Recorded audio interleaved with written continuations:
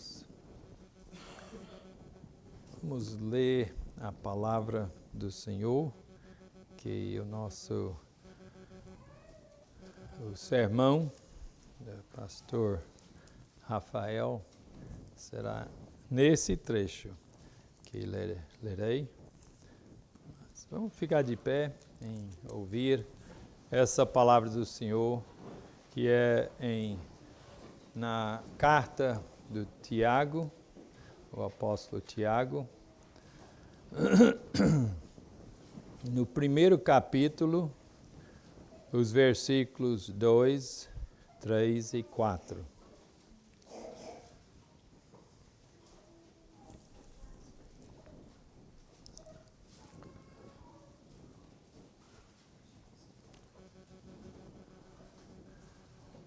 Tiago, capítulo 1, versículo 2, 3 e 4.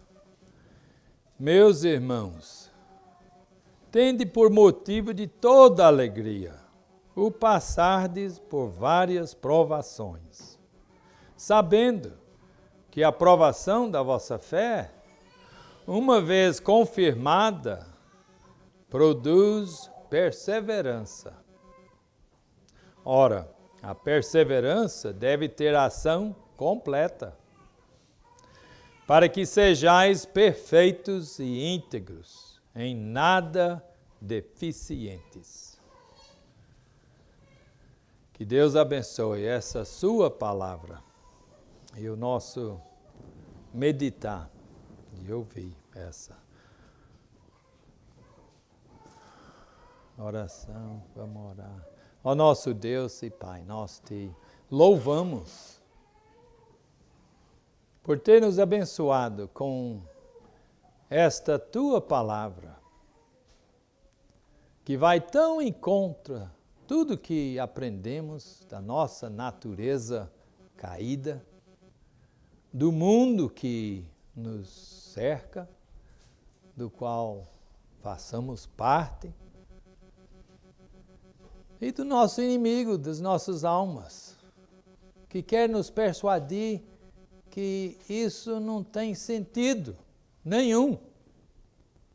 Mas é a tua palavra, é a verdade.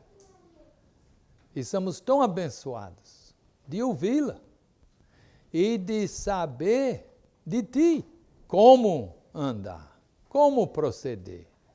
E abençoados de saber que o Senhor é soberano. Nada vem a se realizar a não ser da tua mão. Que bênção de sabermos essa verdade, de confiarmos nessa verdade. E como cantamos, que essa é tão preciosa e tão válida a nós. E nos abençoe, que havemos de viver esta verdade. Como vemos o exemplo do apóstolo Paulo, depois de açoitado, depois de tanto sofrendo pelos homens, e procurando castigá-lo, mas na prisão, à meia-noite, ele cantando louvores ao Senhor. Nos abençoe, ó Deus, que há de vivermos desta forma, desta disposição, cientes da verdade. Quem és o Senhor e quem somos nós. Nos abençoe, nos fortaleça nesta tua graça, que havemos de te honrar, de te glorificar, de te servir. E assim, e só assim, de gozar esta bendita comunhão, de pertencermos a ti, de sermos teus. E tudo nós pedimos em nome de Cristo Jesus. Amém. Podeis sentar e vamos...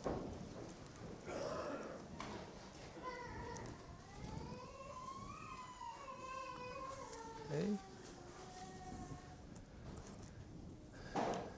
é uma oportunidade muito boa de poder testemunhar das bênçãos que temos do Senhor. E eu fui muito abençoado com um pai e uma mãe, pais, que tementes ao Senhor, e abençoou a sua família de entender um pouco do nosso Pai Celestial, por um pai que, sim, quando necessitava, disciplinava. E nunca que isso foi dar risada e sorriso na hora de uma peia. Não. Mas nunca amargurado. Nunca sabendo que Ele me ama. Ele faz pelo meu bem. E isso é uma bênção. Uma bênção que o nosso Pai Celestial é assim e muito mais, muito além. Então eu acho tão certo como quando ele fala que traz os de perto. Os de perto foi educado assim, ensinado assim. E é esperado que venham amar a Deus e servir o seu Senhor, como é devido. É o que é esperado. Mas ele também chama de longe, de família que a gente nunca nem teve pai que conhecia nada dessas verdades. E menos ainda ligava com seus filhos. Vivendo para outras coisas do mundo. Mas assim mesmo ele traz, nosso bendito Pai. Traz de longe e levanta. Adota para a sua família. Que bênção, que maravilha. E tão abençoados de sermos chamados pelo Senhor e de fazermos parte desta chamada a noiva de Cristo, a igreja, o povo do Senhor. Que bênção. Ele procede só da misericórdia do Senhor para conosco. Que abençoados somos. Pois eu não falo muito rápido, nem leio muito rápido, mas vou procurar fazer o melhor que posso, que é o sermão do nosso querido pastor Rafael. Conta-se a história de que alguns dias antes de partir para uma batalha, um capitão reuniu todos os seus homens e os deixou 3 dias dentro de uma tenda escura. Eles deveriam saber onde estavam suas armas, os nomes dos seus companheiros, os seus olhos deveriam se acostumar à pouca luz. E aqueles homens frustrados e irritados, depois de 3 dias, tropeçando um por cima dos outros, foram então enviados para o campo da batalha.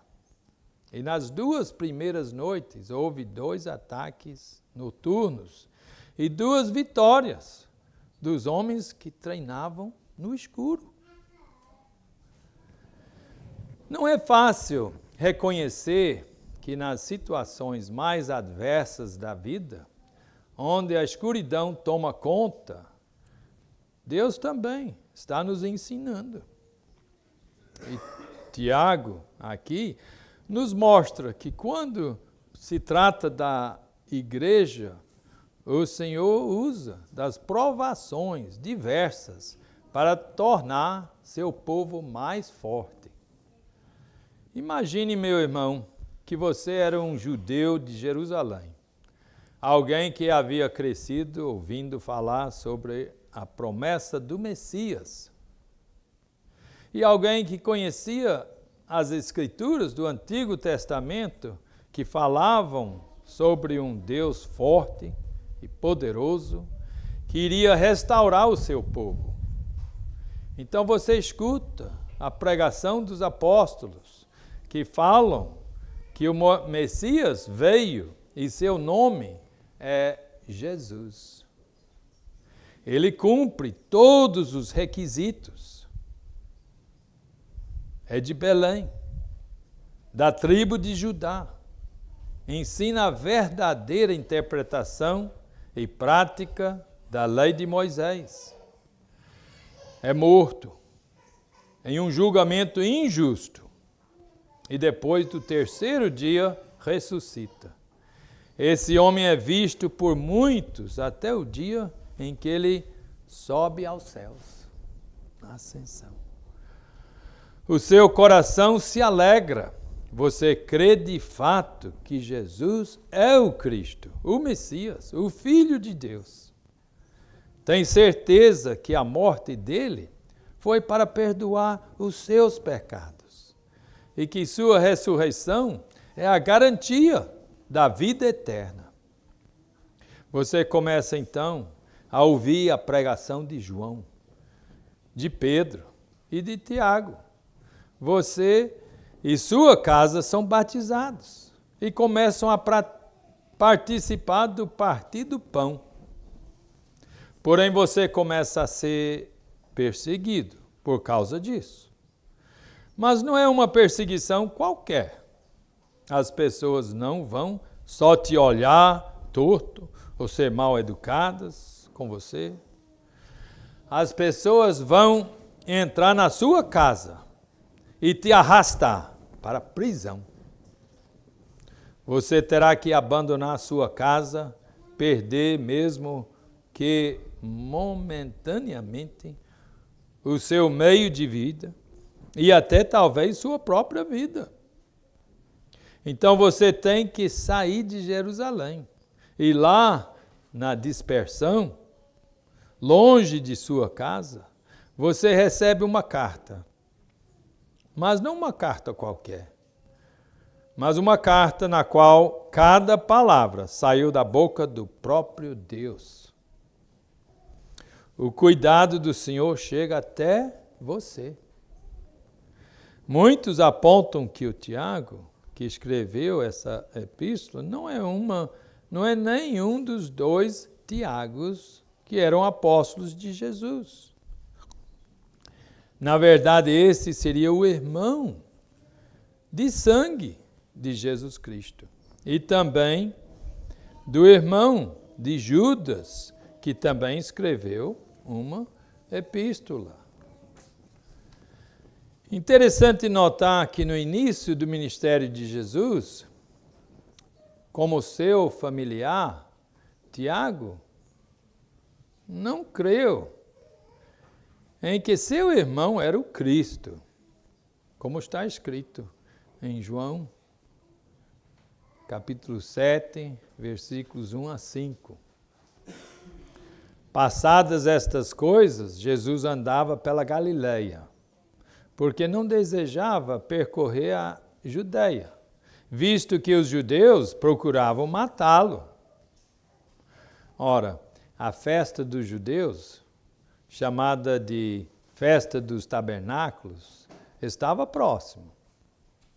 E dirigiram-se, pois, a ele os seus irmãos de sangue, e lhe disseram: deixa este lugar e vai para a Judeia, para que também os teus discípulos vejam as obras que fazes. Porque ninguém há que procure ser conhecido em público e, contudo, realize os seus feitos em oculto. Se fazes estas coisas, manifesta-te ao mundo, pois nem mesmo os seus irmãos criam nele. Contudo, meus irmãos, este Tiago deixou de ser um incrédulo que não confiava nas palavras do próprio irmão e se tornou uma das colunas da igreja em Jerusalém. Uma igreja que crescia a cada dia, como vemos no livro de Atos, e que passava por constantes perseguições. Então, Tiago, com seu coração de pastor, envia esta carta aos cristãos que estavam distantes, os quais ele denomina como sendo parte da totalidade do povo de Deus. As 12 tribos espalhados nas diversas partes do Império Romano, às quais ele dá o nome de dispersão, espalhando para todo lado, por causa da perseguição lá em Jerusalém. E como vemos nos versículos 1 e 1, Tiago, no livro de Tiago, primeiro versículo, capítulo, primeiro versículo, Tiago servo de Deus e do Senhor Jesus Cristo, as 12 tribos que se encontram na dispersão. Saudações. Essa carta, dirigida para uma igreja perseguida, nos mostra que a alegria e perseverança e a maturidade cristãs são forjados no calor das provações pelas quais passamos. Por isso, hoje aprenderemos sobre como somos fortalecidos em meio à provação.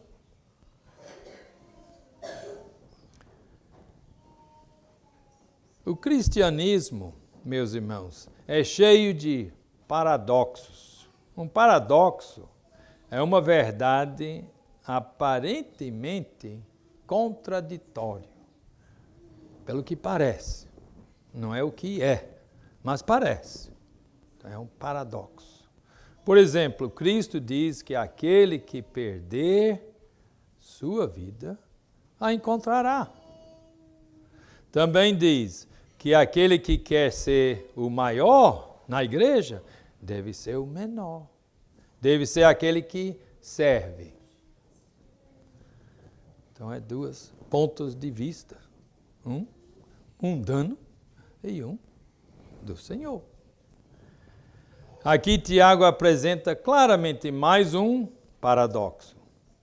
Ele está dizendo para aquelas pessoas espalhadas pela perseguição, que perderam suas casas, seus negócios e até mesmo suas famílias, que se alegrem por estarem passando por essas provações.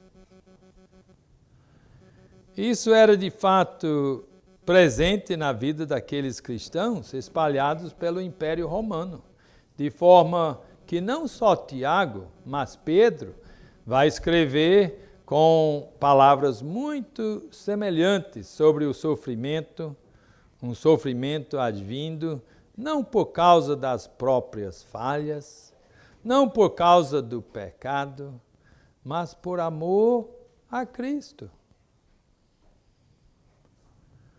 Abram comigo então em 1 Pedro, o capítulo 4. E vou ler os versículos 12 a 16. 1 Pedro, capítulo 4,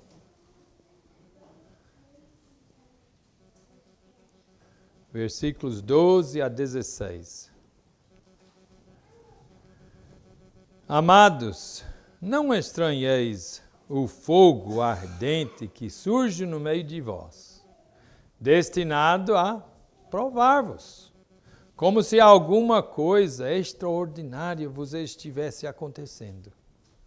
Pelo contrário, alegrai-vos na medida em que sois co-participantes dos sofrimentos de Cristo, para que também, na revelação da sua glória, vos alegreis exultando. Se pelo nome de Cristo sois injuriados, bem-aventurados sois, porque sobre vós repousa o Espírito da glória de Deus. Não sofra, porém, nenhum de vós como assassino, ou ladrão, ou malfeitor, ou como quem se intromete em negócios de outrem. Mas se sofrer como cristão, não se envergonhe disso. Antes, glorifique a Deus com esse nome. Tiago não diz apenas para eles se motivarem, levantarem a cabeça, que as coisas iriam melhorar depois. Tiago não é um coach cristão. Anima o time, não. Ele não diz que seria simplesmente o futuro que traria alegria, mas aqueles momentos de provação e de angústia, esses deveriam ser o motivo de toda alegria. Uma alegria plena, uma alegria pura. A provação, meus queridos, é algo necessário na vida do cristão. A provação faz parte do amadurecimento na nossa caminhada cristã. Um cristão que em muito já foi provado é sem dúvida um cristão que teve a oportunidade de crescer muito na graça do Senhor. Sendo um pastor cuidadoso, Tiago, ao falar para aquelas pessoas que ele sabia que estavam sendo provadas, mostra primeiramente o modo como elas deveriam lidar com as provações. Eles deveriam se alegrar. Lembrem que aquelas pessoas eram em sua maioria, judeus que tinham sido convertidos ao cristianismo. Os judeus viviam debaixo do governo do Império Romano, e não por acaso. Roma mantinha um procurador, como era Pilatos, e também um rei, como era Herodes, para cuidar da província da Judeia, pois aconteciam revoltas constantes. E o povo já vivia sob opressão do domínio estrangeiro. E agora aqueles que se tornaram cristãos não foram oprimidos só por Roma, mas pelos próprios judeus. Vemos isso na execução de Estevão e nas perseguições que os apóstolos sofreram. Na perseguição feita por Saulo, enquanto fariseu, e na perseguição sofrida por Paulo, enquanto apóstolo. Isso, sem dúvida, torna a perseguição ainda mais dolorosa, pois é doloroso saber que é seu irmão que se levantava contra você. As circunstâncias são as mais adversas, mas de uma coisa todo cristão deve ter certeza: a provação chega. Provação não é tentação. A tentação é do diabo e não edifica, pois tem como objetivo derrubar a pessoa no pecado.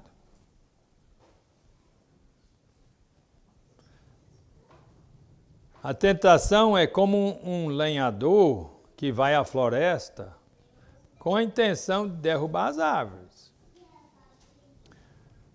A provação é como um vento de uma forte tempestade que se debate contra uma floresta.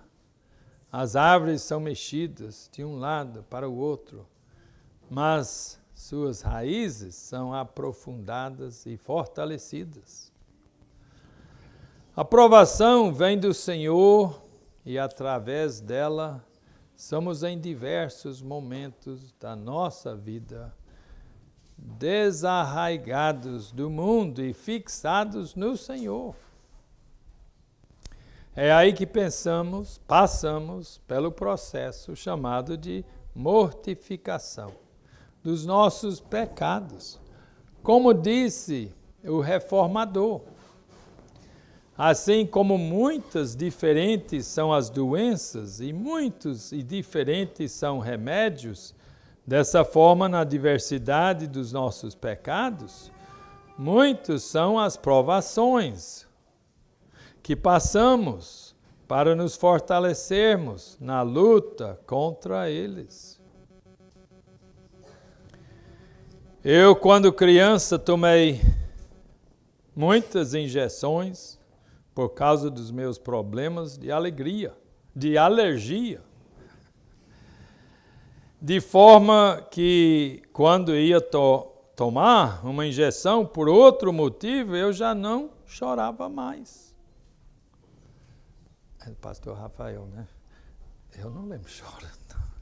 Mas, pois todas aquelas furadas que me deram durante minha infância me trouxeram lucro de ter uma resistência maior. E somos chamados aqui a não apenas suportarmos a dor e a angústia da provação, mas a encontrar alegria nela. É fato, meus amados, que ninguém pode, ao passar por um momento difícil, negar seu sentimento de tristeza. Mas somente aqueles que estão em Cristo podem dizer: o Senhor o deu e o Senhor o tomou. Bendito seja o nome do Senhor. Palavras do Jó, né? E é por isso que a palavra trazida por considerar aqui tem um sentido de julgar, de analisar. É como se Tiago dissesse: olhem bem a situação de vocês e vocês verão que, na verdade, ela é motivo de alegria. Não é simplesmente a visão otimista do corpo que está meio cheio, mas é a certeza de que o Senhor rege todas as coisas com poder e sabedoria. Essa é a única e grande diferença. Assim como Cristo se mostrou no meio da tempestade para os discípulos que temiam de medo, Ele chega a nós no meio das nossas provações. Como a nuvem e a coluna de fogo que protegia e guiava o povo no deserto. Veja como então a teologia da prosperidade é satânica, é mentirosa. Não somos tirados das provações, não somos privados delas, mas nas provações podemos ter a certeza de onde está firmada nossa alegria. O Senhor Jesus deixa bem claro que nosso bom ânimo ao enfrentar as aflições tem como fundamento o fato de Ele mesmo ter vencido o mundo. É pelo fato de que Jesus morreu e ressuscitou que podemos nos alegrar em passar pelas mais diversas situações. Isso nos lembra quando o apóstolo Paulo estava em Filipos e foi preso, junto com Silas, porque havia exorcizado uma menina. E eles, depois de terem sido açoitados e encarcerados, louvam ao Senhor. Que alegria é essa? Além de libertá-los, o Espírito Santo ainda converte o carcereiro. E o mesmo Paulo, quando preso em outro lugar por causa do Evangelho novamente, escreve à igreja dos Filipenses, dizendo: alegrai-vos sempre no Senhor. E outra vez digo, alegrai-vos. Isso nos mostra, meus queridos, que quando a provação é fruto do nosso testemunho, de vivermos o verdadeiro Evangelho, devemos nos considerar bem-aventurados, como diz a palavra em Mateus, capítulo 5, versículos 11 e 12. E parece que eu não tenho ela de cor, vou aqui olhar. Mateus,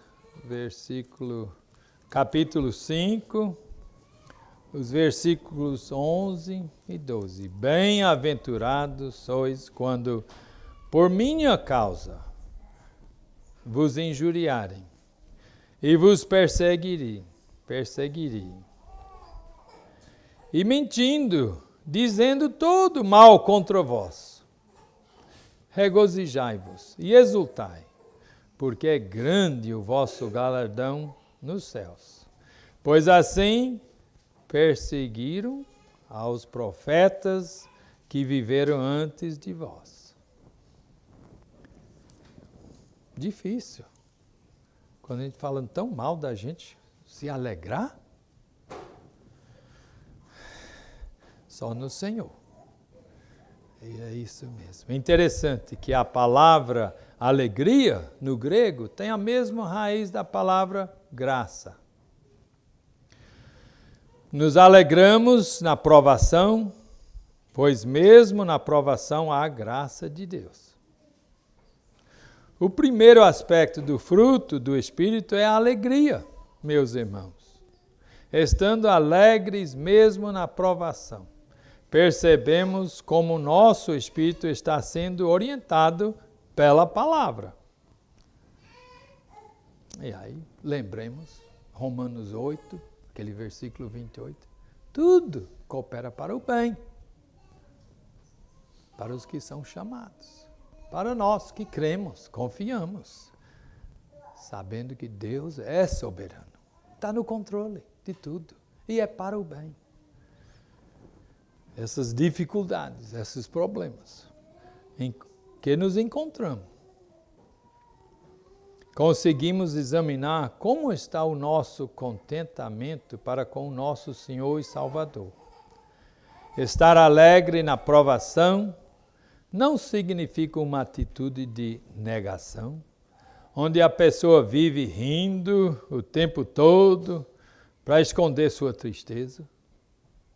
Um hipócrita.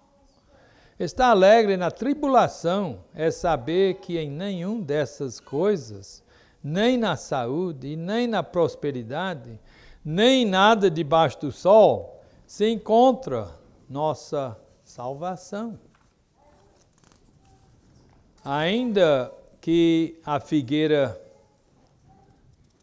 esse lá de Abacuque, e podemos dizer, como disse o profeta Abacuque, em capítulo 3, versículos 18 e 19, ainda que a figueira não floresça, nem haja fruto na vide, o produto da oliveira minta, e os campos não produzam mantimento, as ovelhas sejam arrebatadas do aprisco, e nos currais não haja gado. Todavia eu me alegro no Senhor, exulto no Deus da minha salvação. O Senhor, Deus, é a minha fortaleza, e faz os meus pés como os da corça, e me faz andar altaneiramente. O verbo sabendo, utilizado aqui, não tem o sentido apenas de ter uma informação. Tiago não está simplesmente informando, como numa fórmula, que a provação da fé produz perseverança. O significado é de algo que é experimentado. Ou seja, os cristãos devem aprender isso através da própria experiência com o Senhor. E dessa forma, nossa fé é confirmada. Aqueles que já estão na caminhada cristã há mais tempo podem dizer: existem situações difíceis que passamos e que Deus age de tal forma que experimentamos a sua graça e nos tornamos mais firmes nas promessas que encontramos na palavra do Senhor. Esse mesmo caminho é demonstrado em Romanos 5. Nos gloriamos nas próprias tribulações, sabendo que a tribulação produz perseverança. E a perseverança, experiência. E a experiência, esperança. Por isso, no grego, a palavra usada para provação, no versículo 3 do texto de Tiago, primeiro capítulo, no versículo 3, é diferente da palavra usada no segundo versículo. Aqui o sentido é exatamente de um exame, de algo que precisa ser atestado e comprovado. E segundo Tiago, o que está em prova aqui é a fé. A fé, meus irmãos, como bem sabemos, é um dom do Espírito Santo, dado graciosamente aos eleitos. É mediante a fé em Cristo que somos justificados.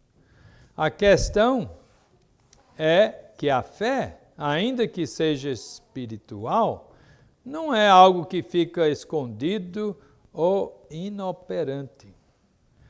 É o que o próprio Tiago vai falar no capítulo 2, a partir do versículo 14. A fé verdadeira é viva, é operosa e é reluzente. É essa fé, sendo devidamente atestada, é um tesouro precioso, como declara 1 Pedro, capítulo 1, versículo 7. Que uma vez confirmado o valor da vossa fé, muito mais preciosa do que o ouro perecível, mesmo apurado por fogo, redunda em louvor, glória e honra na revelação de Jesus Cristo. E com a preciosidade da fé se produz a joia de valor inestimável, chamada perseverança. Voltemos ao contexto da carta. Perseguição por parte dos judeus, bens materiais deixados para trás, família deixada para trás. Se não houvesse perseverança entre aqueles irmãos, o cristianismo teria sido morto logo naquela perseguição. Mas a perseverança é uma marca distintiva na história da igreja. Como vemos em Atos 5, quando os judeus do conselho chamado Sinédrio estavam começando a ir contra a igreja, e Gamaliel, sendo um membro do Sinédrio, em Atos 5, 38 e 39, essas marcas perduram durante a mais violenta perseguição, quando os romanos passaram a matar os cristãos. E se ser perseguido pelos judeus era ruim por causa dos laços afetivos. Ser perseguido pelos romanos era terrível, pois eles dominavam tudo. Foi pela mão dos romanos que Pedro foi crucificado, que inúmeros cristãos foram queimados, vivos, decapitados e devorados nas arenas. Mas a igreja do Senhor continuou perseverando. Os cristãos se reuniam nas catacumbas, se reuniam nos lugares ermos. E mesmo quando eram levados para a morte, não negavam a fé. Como disse o pai da igreja chamado Atanásio, o sangue dos mártires foi o semente da igreja. Quanto mais sangue era derramado, mais a igreja perseverava. Se nos dizemos crentes, somos chamados aqui a termos nossa fé confirmada nas provações. Se um carro que nos leva aos lugares terrenos não chega às ruas sem ser testado, quanto mais é testada a nossa fé, que nos leva à eternidade. A diferença óbvia é que o carro, por ser feito por homens, pode falhar. Mas a fé, por vir do Senhor e por ser a Ele direcionada, esta não falha. Podemos concluir, com base no texto, que um cristão que quer ter uma vida sem provações é também um cristão que não quer perseverar. É aquele que, ao primeiro sinal de problema, toma a decisão mais fácil de simplesmente ir embora. É aquele que, ao se ver em uma situação que é vantajosa, mas é pecaminosa, não pensa duas vezes e prefere abraçar o pecado. É aquele que esquece que os homens podem ser enganados, mas Deus não. Tudo que é vivo cresce, se desenvolve e amadurece. É assim com os animais e as plantas, assim também a nossa fé. Ela deve ser aumentada e amadurecida. Em Filipenses 2, versículos 12 e 13, desenvolvei a vossa salvação com temor e tremor, porque Deus é quem efetua em vós tanto querer como realizar, segundo a sua boa vontade. Agora, a perseverança, então, não é um fim em si mesmo. Ela tem um propósito, um objetivo. A perseverança que vem da confirmação da fé tem como um fim aperfeiçoar os filhos de Deus. Assim como a perseverança é chamada a cumprir seu propósito perfeitamente, nós somos chamados a cumprir nosso propósito. Nós somos chamados à perfeição. Entenda que perfeição aqui não tem o sentido de ser inerente em todas as coisas da vida que você já fez ou que você vai fazer. Perfeito aqui não é sem pecado. Perfeito aqui significa maduro.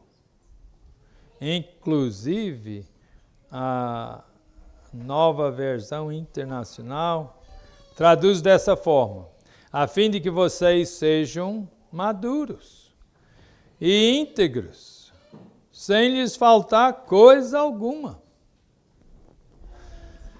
Se a nova vida espiritual tem um começo e há um desenvolvimento dela, é certo que ela também atinge a maturidade.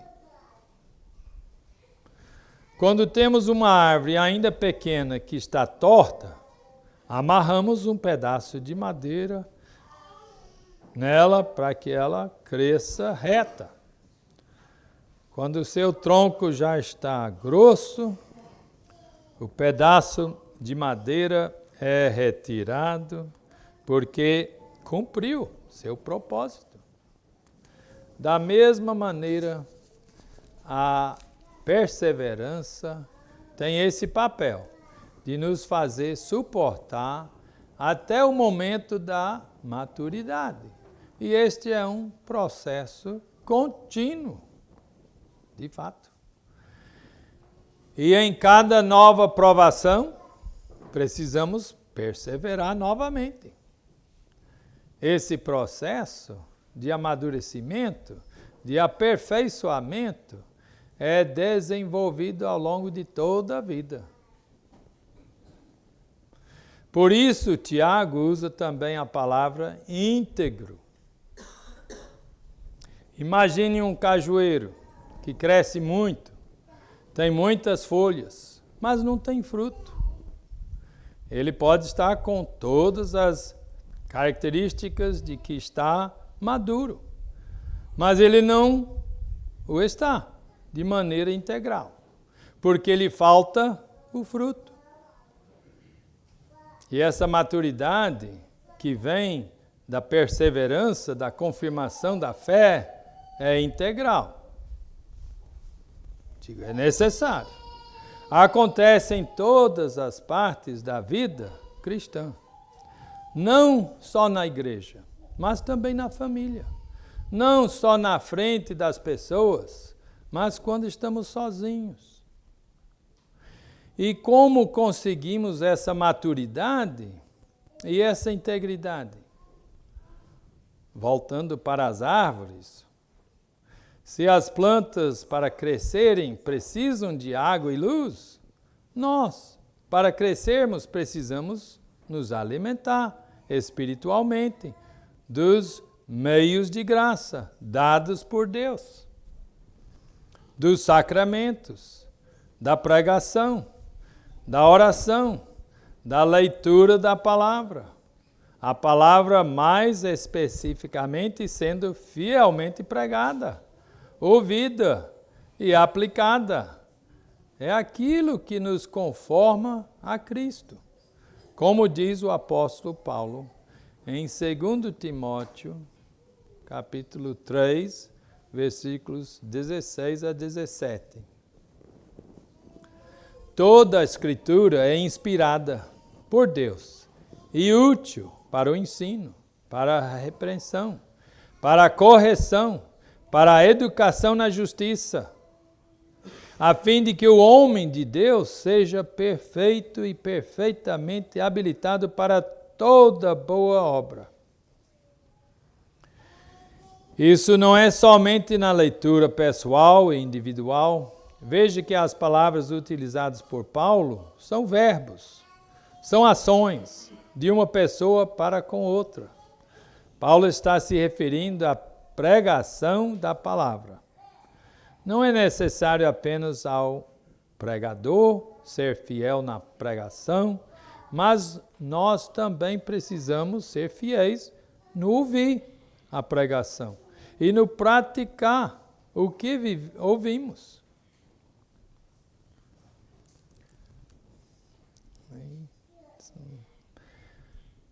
Não ser ouvintes negligentes, como somos bem instruídos, mas praticantes.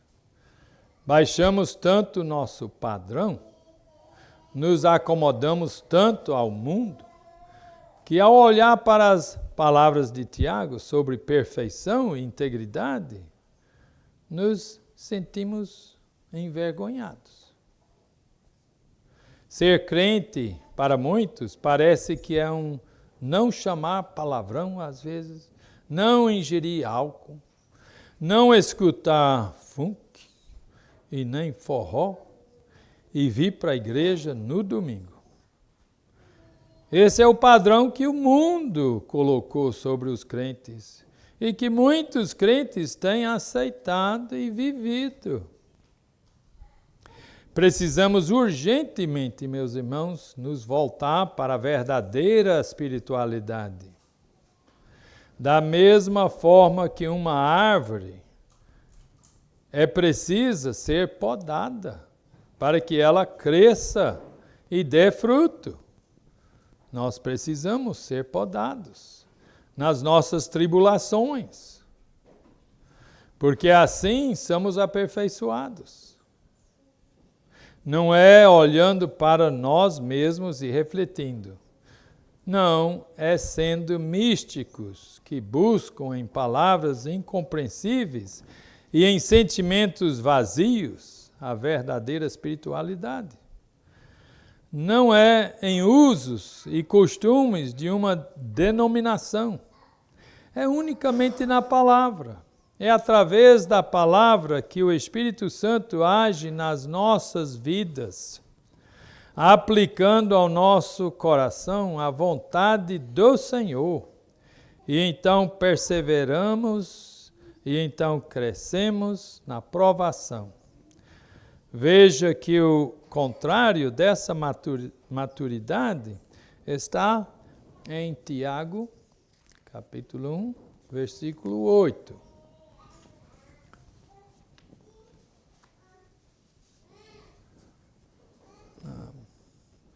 Eu acho bom a gente olhar esse versículo, não estou com ele aqui. Tiago, capítulo 1, versículo 8. Vou ler o 7º também. Não suponha esse homem que alcançará do Senhor alguma coisa. Homem de ânimo dobre, inconstante em todos os seus caminhos. A falta de constância é típica da infantilidade. Veja como as crianças querem um brinquedo, logo depois não querem mais, gostam de comida, depois não gostam mais. Assim é aquele que não está sendo aperfeiçoado. Por isso, a constância, a diligência, é um fruto necessário nesse processo. Abramos a Bíblia em 2 Pedro, 2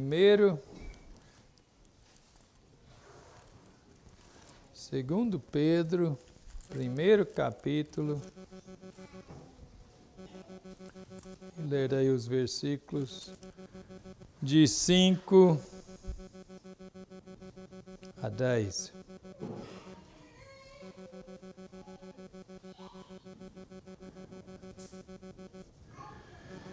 Que sois guardados. Desculpe, ainda estou em 1 Pedro.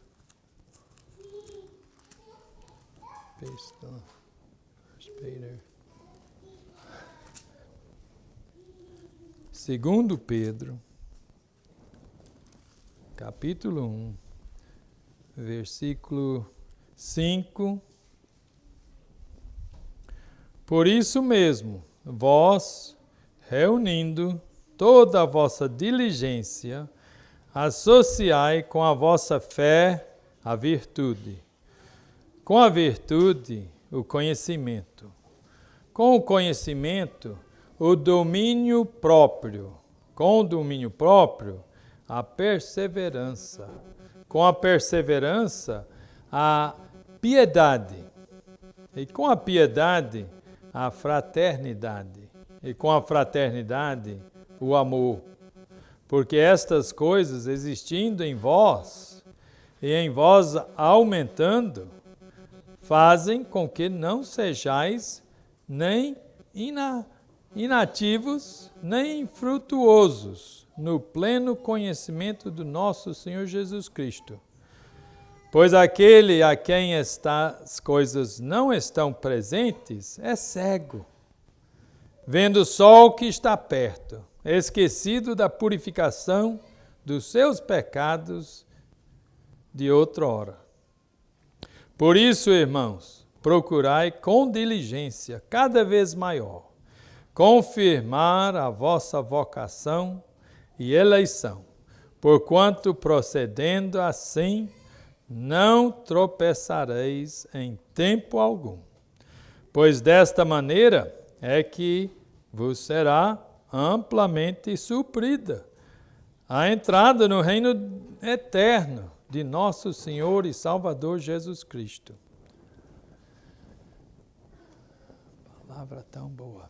Veja como a diligência é extremamente necessária e como é um dever que começa em nós e se estende aos nossos relacionamentos. não é digno pensarmos, eu acho que estou bem, espiritualmente. Mas fulano de tal, não. E não nos importamos de nenhuma forma com isso. A parte afeta a tudo. Lembrem de cajueiro sem frutos. Ele não era integral. E podemos afirmar, então, que ele não é saudável. Uma igreja cuja maior parte dos membros não é madura, também não é saudável. Por isso precisamos, meus amados irmãos, de pastores e presbíteros fiéis, comprometidos, em primeiro lugar, com o Evangelho, que imitem a Cristo no cuidado, no pastoreio, na exortação e na disciplina. Precisamos ensinar e sermos ensinados a imitar a Cristo e nos humilhar, vendo que vamos falhar e confessando. Perfeitos? Mesmo, sim, almejar sempre ser perfeito. Mas isso atingiremos só na glória. Aqui ainda pecaremos. É bom reconhecermos essa triste verdade. Mas assim nos ensina Paulo em Efésios, capítulo 4, versículos 11 a 16. E ele mesmo concedeu uns para apóstolos, outros para profetas, outros para evangelistas, e outros para pastores e mestres, com vistas ao aperfeiçoamento dos santos para o desempenho do seu serviço, para a edificação do corpo de Cristo, até que todos cheguemos à unidade da fé e do pleno conhecimento do Filho de Deus, a perfeita varonilidade, à medida da estatura da plenitude de Cristo, para que não mais sejamos como meninos, agitados de um lado para outro e levados ao redor por todo o vento de doutrina, pela artimanha dos homens, pela astúcia com que induzem ao erro, mas seguindo a verdade em amor. Cresçamos em tudo naquele que é a cabeça, Cristo, de quem todo o corpo, bem ajustado e consolidado pelo auxílio de toda junta, segundo a justa cooperação de cada parte, efetua o seu próprio aumento para a edificação de si mesmo em amor. Estão abençoados de ouvir esse sermão da igreja, do pastor Brian. Contudo, algo que aprendemos, seja cuidando de uma planta, de um animal, de uma criança, ou na nossa própria vida, é que maturidade leva tempo. Por isso, a ordem apresentada por Tiago, provação, confirmação da fé, perseverança e maturidade. E o Senhor é o único refúgio verdadeiro na angústia e na tribulação. Aqueles que não estão em Cristo saem mais fracos, arrasados e distantes do Senhor, quando são atribulados. Arrependa-se, talvez a tribulação que você passa hoje seja a oportunidade de arrependimento. E aos irmãos em Cristo me permita apontar algumas aplicações.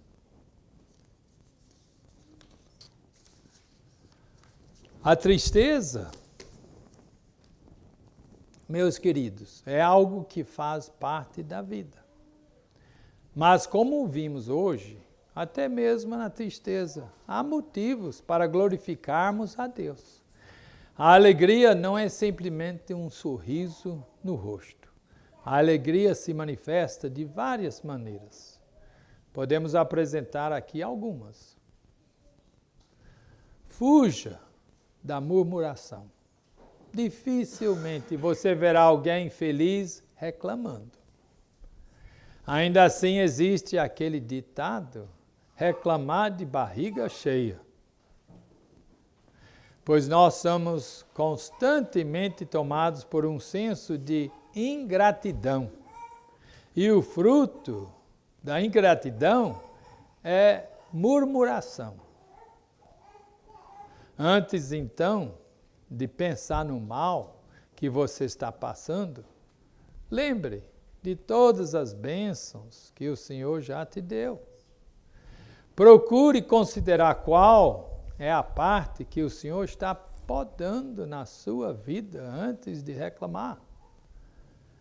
A boca fala do que o coração está cheio. Guardar a nossa língua da murmuração nos ajuda a cultivar a alegria no Senhor, sabendo que Ele é soberano. Ele não falhou. Como diz, seu braço não está curto. Ele não está podendo fazer. Como tendemos a fazer, pensar, quando começa a queixar e murmurar.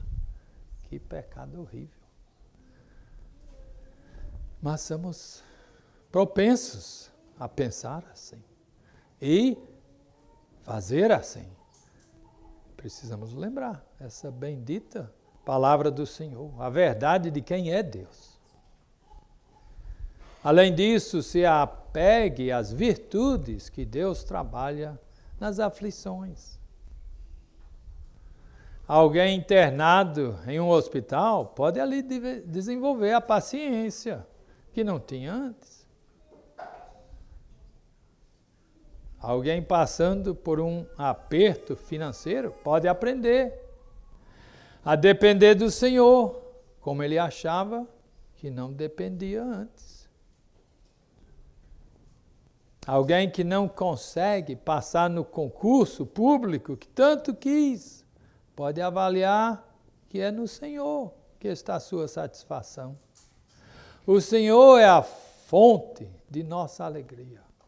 Uma fonte tão abundante que não se esvai em nenhuma situação.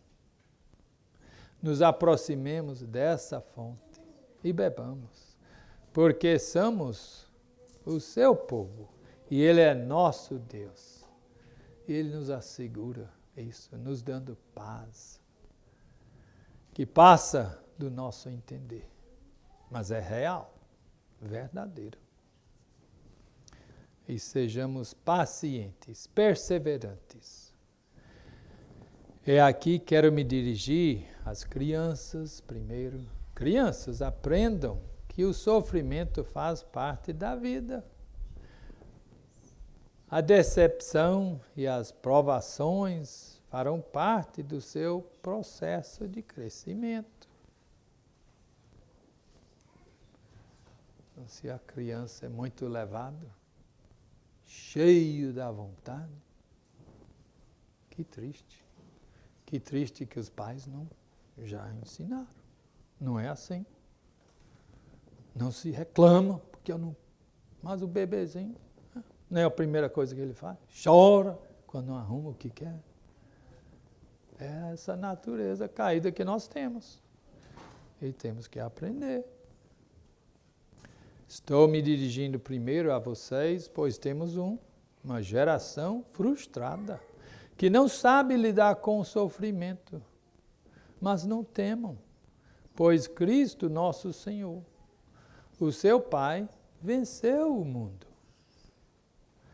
E falando a todos, me permitam lembrar que é necessário passarmos pelo fogo da tribulação para sermos apurados pelo Senhor. Ao sermos convertidos, somos quebrados como um vaso de barro. precisamos ser refeitos pelas mãos do oleiro. Precisamos ser endurecidos nas fornalhas das provações. E isso exige perseverança e paciência. O puritano Matthew Henry, ao falar sobre esse texto, traz uma lição importante sobre paciência, que quero compartilhar com os irmãos. Para que a paciência cristã haja corretamente, é preciso deixá-la agir livremente. A paciência não é, de forma alguma, indiferença. Não é fingir uma vida de conto de fadas, enquanto você vive uma tragédia. A paciência não darmos a lugar à ira, à frustração.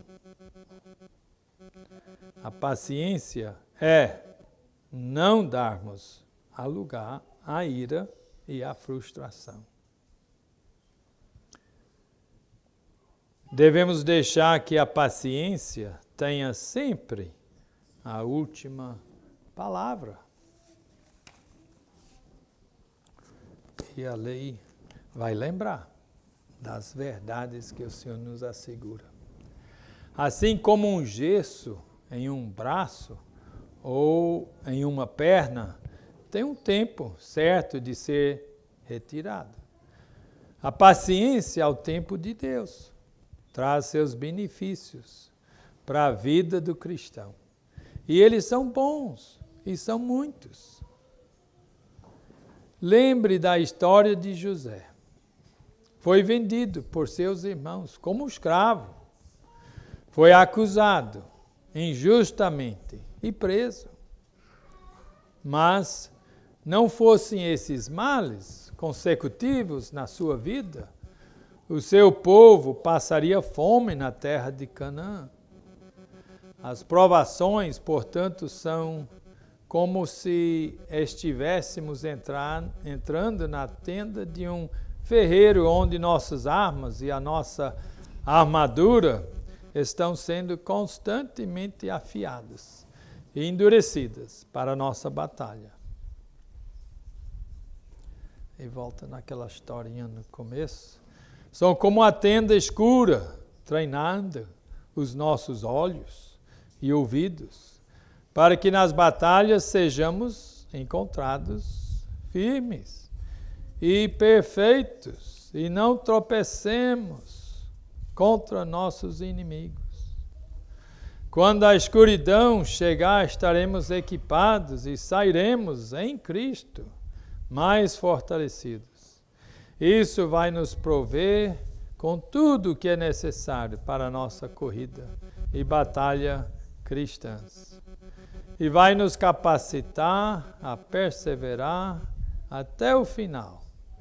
Então a sua obra estará terminada e coroada de glória. Amém. Que Deus nos abençoe em não confiando no homem, não em nós, mas em Cristo. É esse que é o lugar bendito. É esse que é o único. E essa é a nossa fortaleza. Esse é o nosso bendita esperança. E logo mais se torna na glória completa. Maravilhoso. Pois vamos.